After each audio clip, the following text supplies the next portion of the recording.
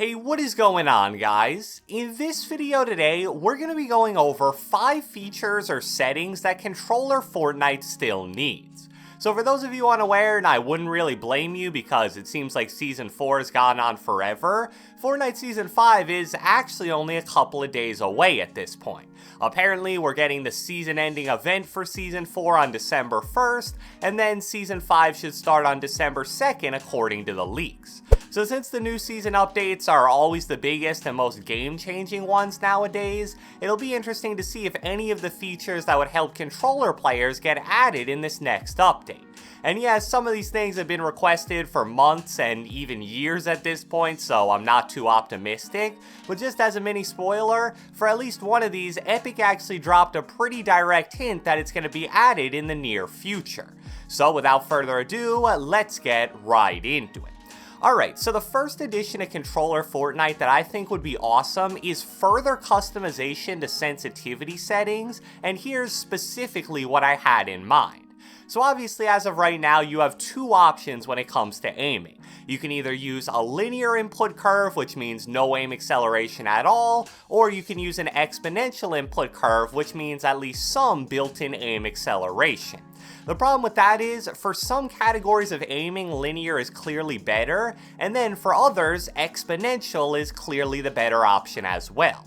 For example, with building and editing, the vast majority of people agree that linear is way better. Since you do a lot more quick flicking while building and editing, aim acceleration slows you down a lot, and linear in general just feels a lot smoother. But when it comes to ADS aim, specifically with ARs, almost everybody agrees that exponential's better because the aim acceleration makes your crosshair movement a lot more precise. And then non-ADS aim is fairly even, some people like Expo and others like linear. But you can see how it's a pretty annoying disadvantage how if you choose linear, you take an L with ADS aim, and if you choose Expo, you take an L with building and editing. So because of that, I think it would be a really nice change to allow controller players to pick either linear or Expo for each sensitivity category. That way you could have a linear input curve for building and editing, an exponential input curve while ADS aiming, and then whichever one you prefer for non-ADS aiming. I can't imagine this would be super difficult to add to the game, and there really is no negative to adding it because if you don't like it, you could obviously just pick linear or Expo for everything and it would be exactly the same as it is right now. The next change that I would love to see made to Fortnite is the ability to disable pre-edits. This is one of those things that people have been asking about pretty much forever, I would honestly say at least 2 years. Although some people have speculated that pre-editing structures would become meta at some point, here we are 3 years into the game and pretty much nobody does it. However, the pre-editing feature has been known to mess people up fairly frequently in the middle of fights. Every once in a while, I'll accidentally flip my ramp or pre-edit a window in my wall, and then when I go to place them expecting a normal structure, it ends up getting me killed. So I've always believed that it's a no-brainer to at least allow people to disable pre-edits, and I think most people would agree with that. And the good news is, over the past couple of weeks, Epic's been hinting that they're actually going to make this change in the near future. So about 3 weeks ago, someone made a post on the competitive Fortnite subreddit saying, at Fortnite competitive, how many followers to disable pre-edits? And that was like a half-joking reference to when they added Duo Arena once they hit 1 million followers. But surprisingly, the Fortnite community coordinator, I'm Stevie T, responded saying, we don't have an exact timetable, but we're gonna do this, don't worry about the followers.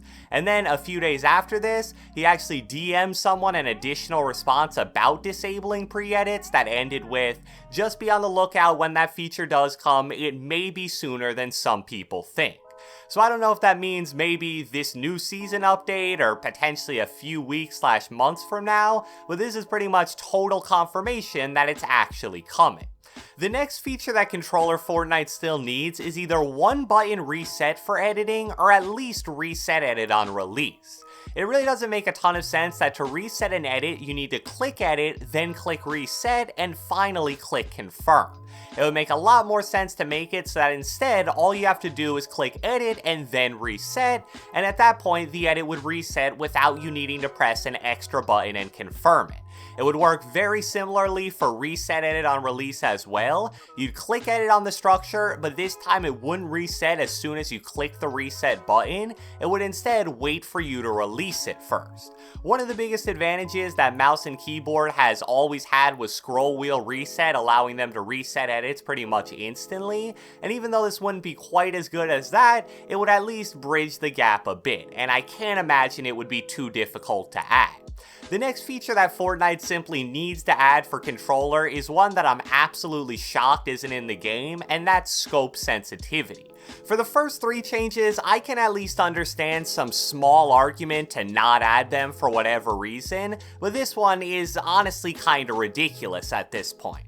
Scope sensitivity was an option for controller players for about the first 2 years of the game's existence. But then when Legacy was removed and everybody was forced to play on linear or expo, for some reason scope sensitivity was removed from the game, and whenever you use a scoped weapon, it just uses your base ADS sensitivity.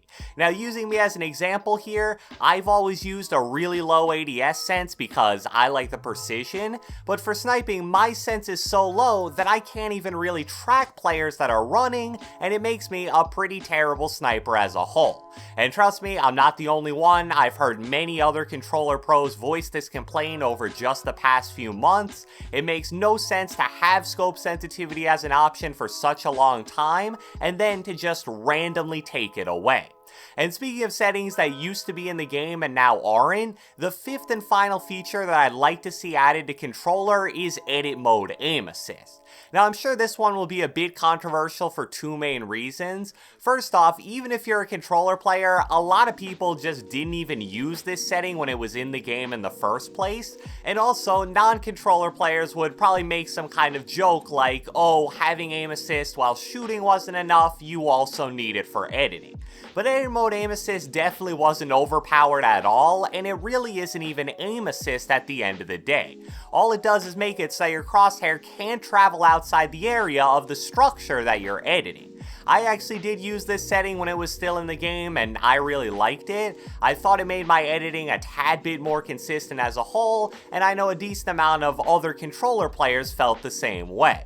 Again, it definitely wasn't overpowered, and I think that's obvious when you consider the fact that more people probably didn't use it than did use it, but I really don't understand why it was removed from the game in the first place. It followed the same path as scope sensitivity, it was in there for a while, and then when everybody was forced to switch to the new aim assist settings, we lost the option to use it, and also like with scope sensitivity, I just never really understood why they would do that.